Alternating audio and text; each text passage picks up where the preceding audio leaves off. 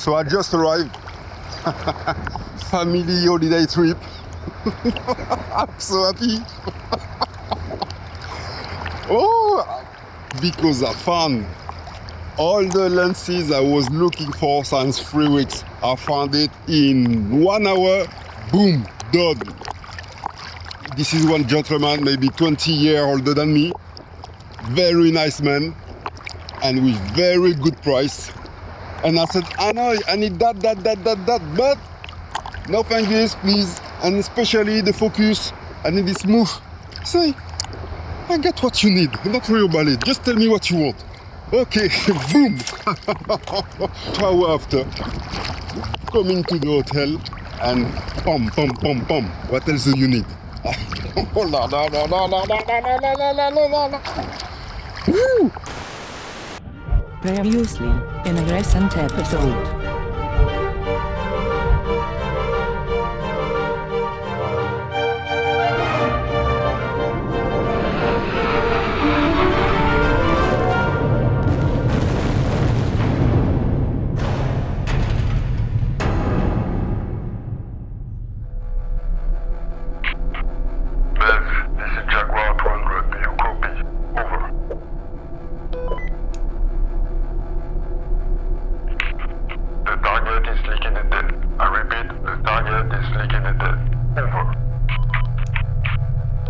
Good job, Jaguar.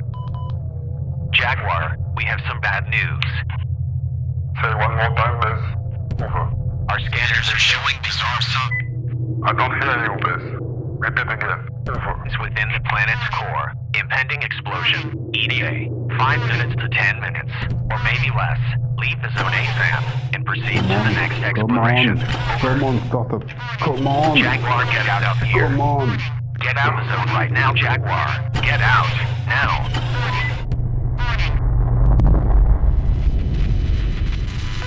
Jaguar, what's your 20? Bez, Jaguar 200 is still alive.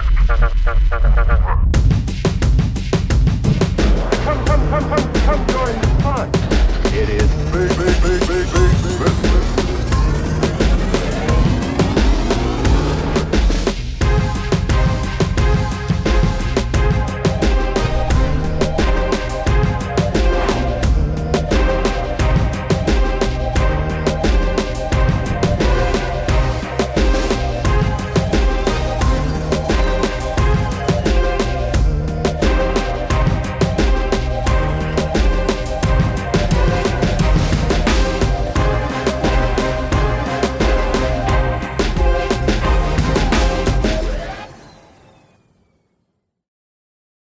Alright, the intro was way too long, so let's jump into the subject. Since my video about the Make It Prime set that I think good enough for filming, I'll always had in mind to do something similar in the same price range, but with vintage lenses. The Super Takumar 28mm f3.5,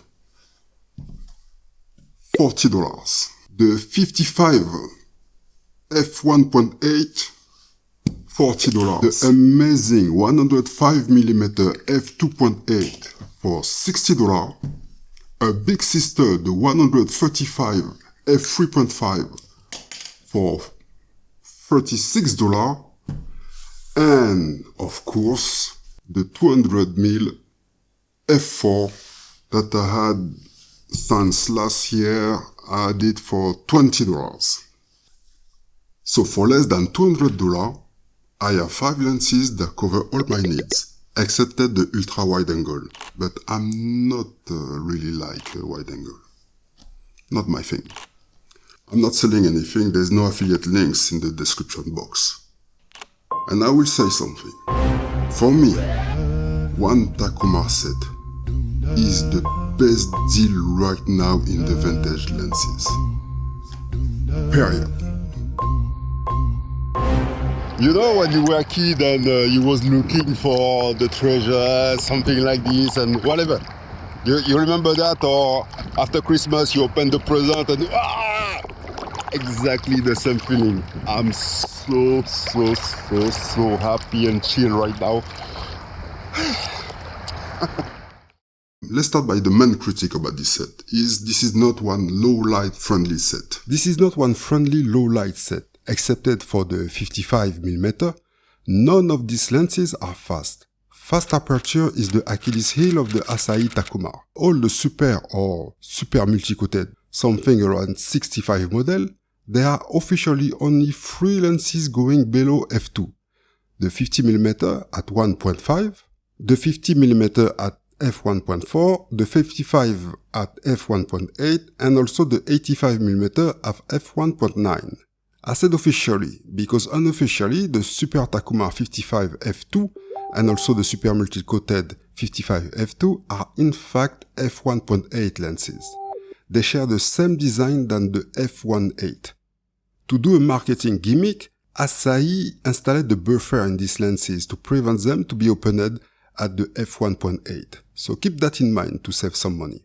In the coming days, I will add the 24mm, also the 35mm, and if I am lucky enough, maybe the 85mm. But just keep in mind, the 85mm will multiply the cost of your set by 2 or 3.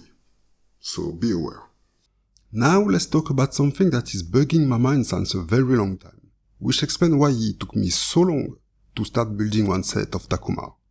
Listen, the photographers, they love them, highly rated, always recommended, and on the other side, the videographer, not so much, even if YouTube has no shortage of review of the Takumar for video, and 90% of the review looks great. You can find nothing but praise for these lenses, but there is no hype for the Takumar. If you look at your Facebook group of the vintage lenses, stuff like that, the Takumar, maybe one set every 3 months, someone is talking about it, but no one cares. So how come? This is one good question. Maybe because they are not fast, but it's not even one good reason. Check the wish list of one videographer, filmmaker. At the top of the list, of course, you will have the Zeiss, stuff like that, Minolta, Record, and at the bottom, maybe you might find one Takumar. And if you find something about one Takumar set, it will be something like, Dear Santa, give me one Takumar set, only if you run out of Soviet lenses or anything else. This is madness. Also, one very important fact. No one is rehousing the Takumar. You will find rehousing for the Zeiss, the Canon, the Record, even the Soviet lenses that are optically inferior to the Takumar. Even the Nikon, but for the Takumar, no set. If you see one rehousing set of Takumar, please send me the link. I just want to know, but so far, considering the leftover of the vintage hype, if you are looking for very good lenses at one reasonable price, inexpensive, even cheap, there is only one brand left. Takumar.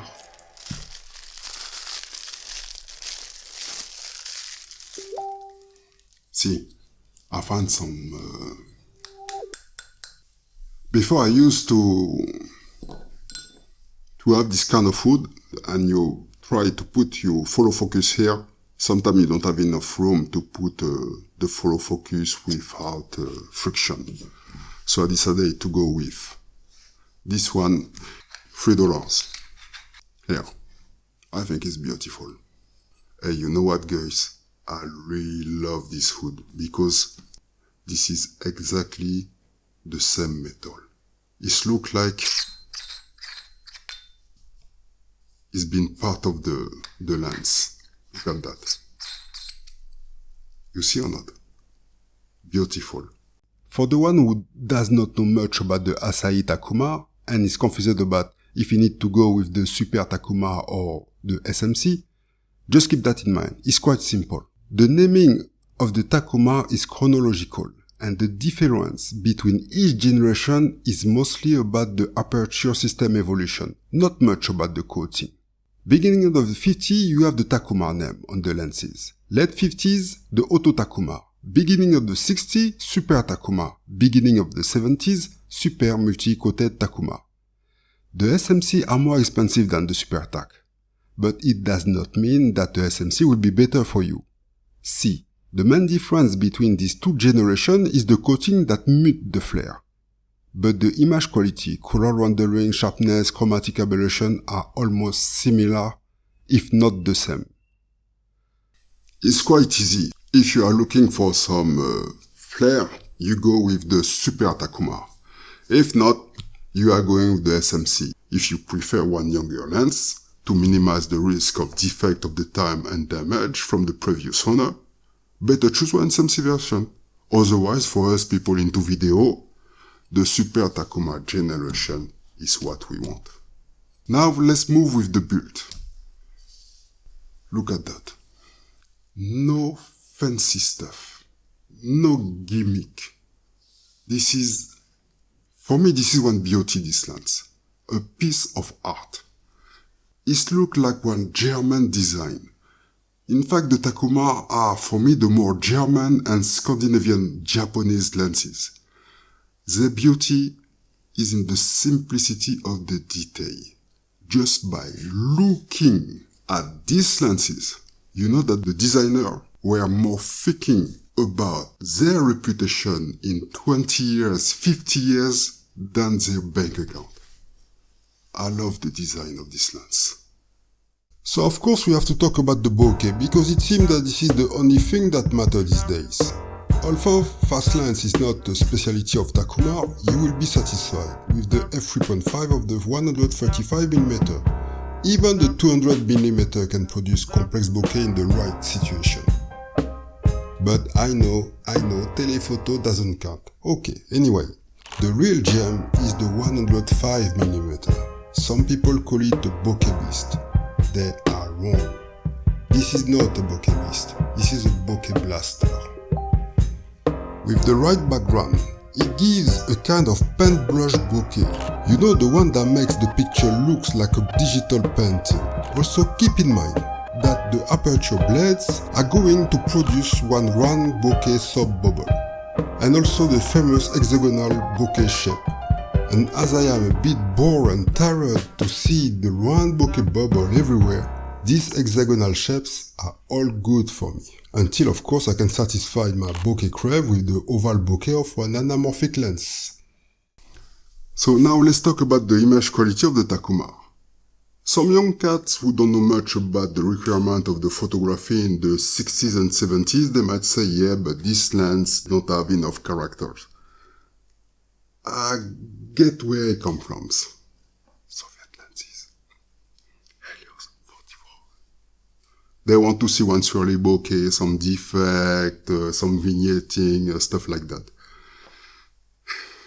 Listen.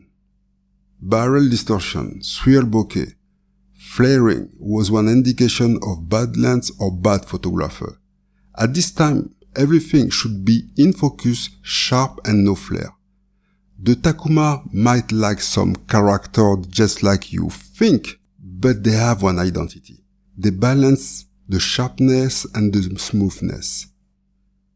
They are very sharp lens while still retaining the vintage smoothness, particularly in the skin tone. For example, look at this photo of my little baby.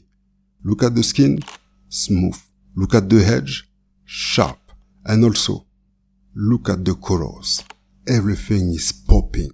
Contrast, the saturation, the micro detail. Superb. And for your information, I did not try to nail the picture. I just see the focus peaking, I press the button, done, and I say, I will check it out later. At the beginning, I said the Takumar are no low light friendly. And this is true. But when they are, this is one pleasure. With the 55 f1.8. In the restaurant, the light was totally awful. Cheap tungsten, and I was not even using the focal reducer, just the dummy adapter. Yet look at that, no color grading. It's beautiful. The way the focus area mixed with the unfocused area, this is one kind of gradient focusing I love it. And the color. Oh la la la. I told you. Natural profile, all setting to 0. I did not touch anything. And look at the picture. Now let's wrap up the video. I'm not the kind of man who need to convince myself and everybody else that what I buy, this is the perfect choice for everyone. No. I'm just saying that, and I repeat myself, in the leftover right now, the best deal, the best lenses are the Takumar. So, it's up to you. Do whatever you want with it. Mais ils sont sérieux avec leur mission là? Hi Bez, this is Jaguar 200, do you copy? Loud and clear. Over. Yeah, I don't think they have any lenses here. Seriously. Or maybe even 10,000 here, they might have one microphone. I think I will go back home and get busy with my YouTube video. Roger the Jaguar. Please proceed to return. Out. Thank you guys.